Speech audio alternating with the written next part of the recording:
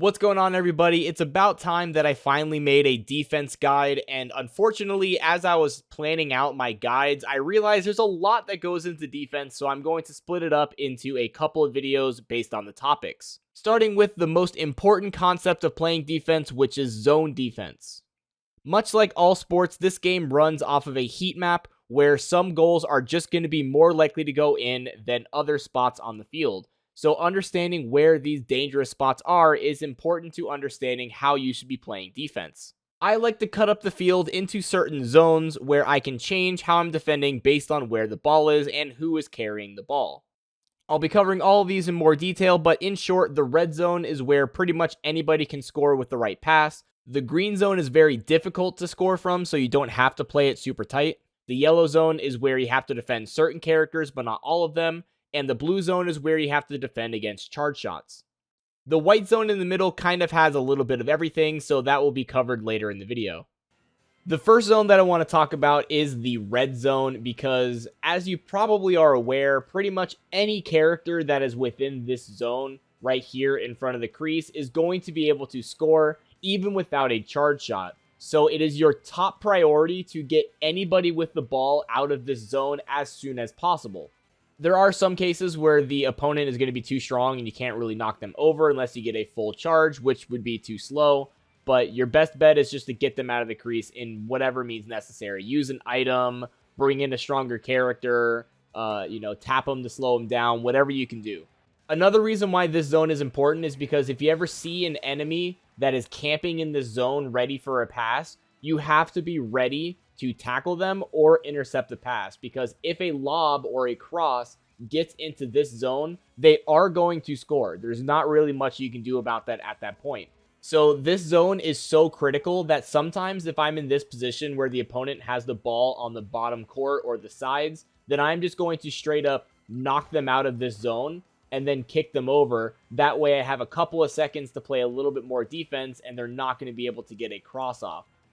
Doing it preemptively will give them an item, but keep in mind, you're going to give them an item anyway if they pass it and you just knock them over to stop the pass. So you might as well just get the item over with quickly rather than have to deal with the reaction time of getting the pass, and especially if it's a lob pass, they're just going to jump over you.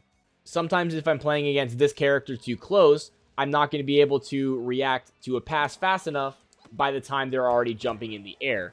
So it is very important that you just take out whatever characters in this crease as efficiently as possible, even before the pass comes, because you have to be anticipating it. The next zone I want to talk about is the green zone. Now, this zone is green because this is a zone you do not necessarily need to cover very heavily. As you can see, this is a Mario, which is a very deadly shooter, and I do not need to be in this zone at all. If you were to rip a shot from here, that is perfectly fine. It's probably not going to go in because the angle is so bad. So if the Mario is right here, I can actually kind of completely ignore him until he starts charging a pass.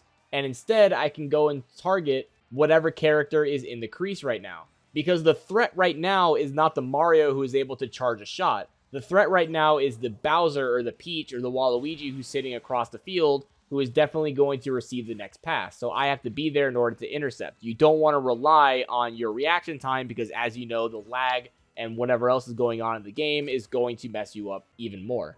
Oh, and before I forget, yes, technically your opponent can go for a Titan chip from this position, but in my experience, those are very rare. So if your opponent has already demonstrated they can do it, you might want to play this spot a little tighter, but otherwise, it's not something you have to worry about. Next, we have the yellow zones. The yellow zones is where you kind of have to play 50-50 depending on which character is where. So the yellow zone, obviously a Mario can make the shot. If a Mario is here in this zone, you have to be covering that because they're probably going to make it from there. If Mario can make it from back here, then they're definitely going to make it from up here as well. But you have to be really careful because you kind of have to play in the middle if you can't cover both. What I mean by that is, if Mario is over here, I have to be ready for Mario to start charging, but in the case that there's a pass, I have to be able to quickly swap and then take out whatever threat is over here as well. Because when your opponent is here, you're probably going to have this diamond formation where one character is sitting in front of the crease ready for a pass. The pass is going to come very quickly, so you really don't have time to react. Watch. Let's say I'm here, and I pass, I have to switch characters and tackle. By the time I'm able to tackle, they're already in the air and taking the shot, and that can't happen because that shot's going to go in. So instead, something that I might want to do in this situation is first take out the Bowser who is right here, and then I can swap to cover the Mario that is about to take a charge shot. So I'm kind of doing both at the same time. This is why it's the yellow zone. It's not necessarily so free that you can't cover it, but it is very possible to get a pass over to the crease, so I do want to take out whoever is there. That way I can play defense accordingly.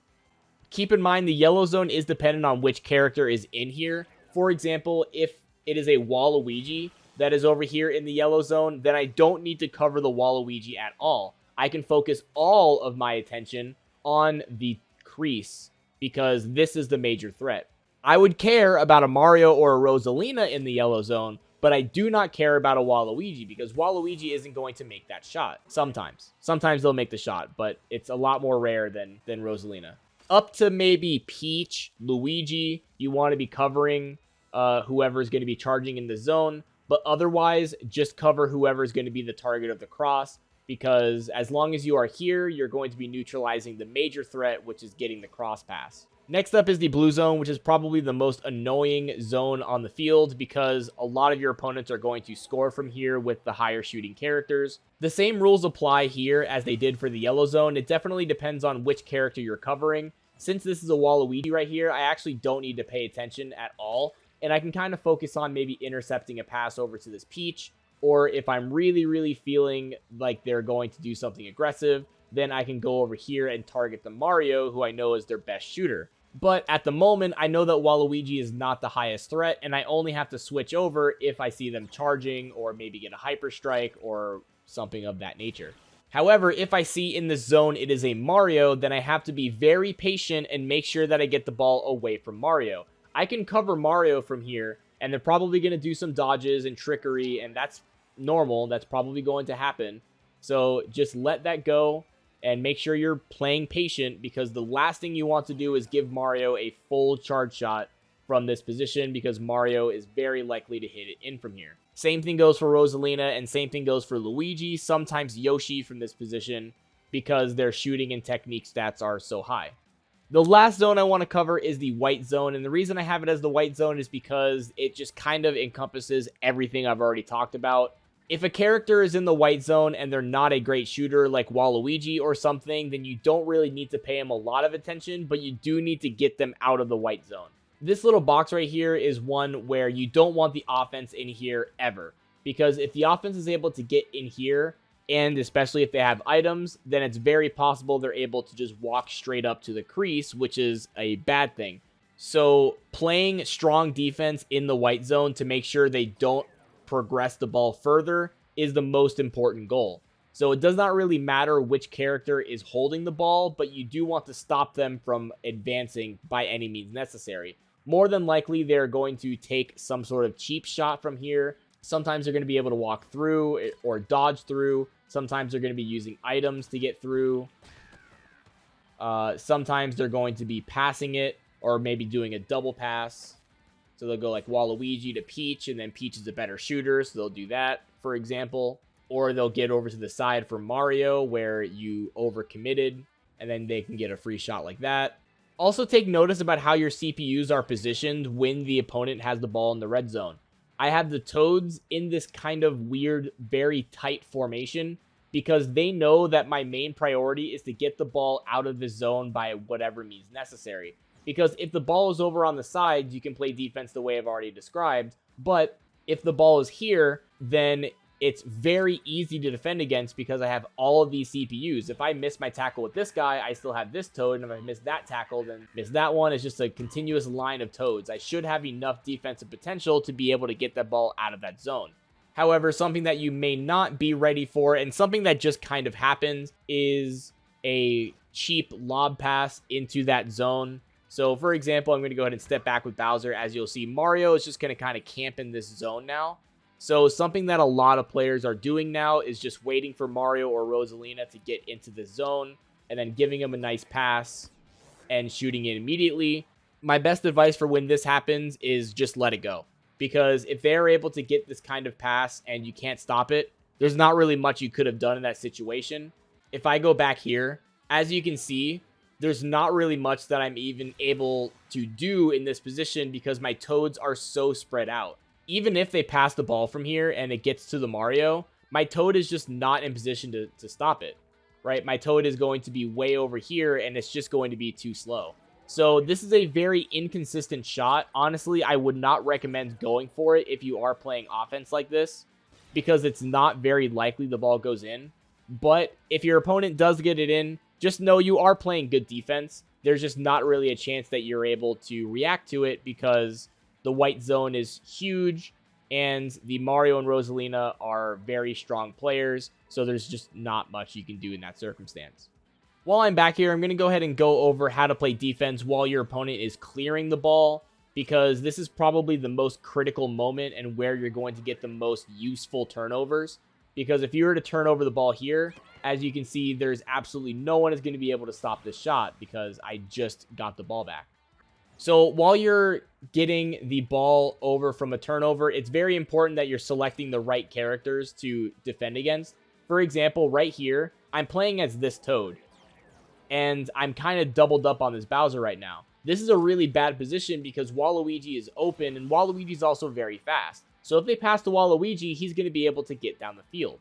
So if they pass to Waluigi here, he's going to be able to get up the field, and now there's only one defender in there. And if that one defender commits to the Waluigi, he's going to pass to Mario, who is going to get the goal. You have to use your CPUs reliably. So instead of playing this Toad and running over manually to get to this Bowser, I want to just keep this Toad over here and switch to the other one. Sometimes your team is going to be built so that this is just a worse character for defense, and that's okay, because keeping your CPUs in the right position is more important than just applying pressure in the right way. Because now I'm not only covering the Bowser, which is very important, but if they pass to the Peach, then I'm going to be able to get to this Toad to defend against the Peach. If they pass to the Waluigi, then I can get to this Toad, which is now going to cover the Waluigi. But if I'm just, willy-nilly running around with this one Toad, now all my Toads are clumped together and they have a wide open lane to get the ball up the field, and you don't want to give them that opportunity. That is all the tips I have about playing defensive zones in Mario Strikers Battle League. There are still a lot of topics to cover about defense. This is just one of them, so I will be making more videos in the future. If you are still having trouble playing defense or would like to ask specific questions, then feel free to leave them in the comments below so that I can respond or possibly make a whole other video explaining why. If you would like to stay up to date with my uploads, then please subscribe to my channel. I am almost at 3,000 subscribers, which would be a pretty huge milestone considering that I was at 1,000 right before this game came out. Thank you all for watching. Like always, have a nice day.